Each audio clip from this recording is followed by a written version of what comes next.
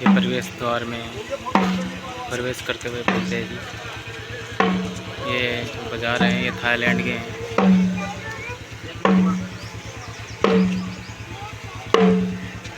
ये बनते प्रयत्नशील जी गौतम।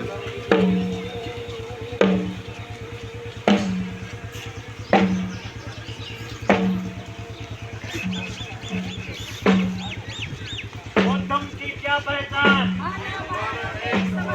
गौतम की क्या पहचान?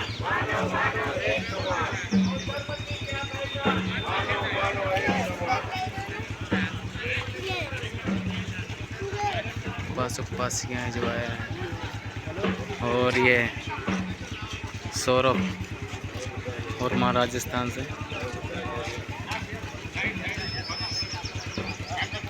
ये सौरभ वर्मा हमारे साथ हुआ है।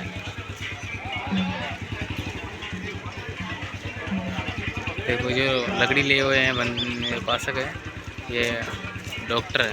छोटी सी उम्र में कितनी पढ़ाई की उन्होंने।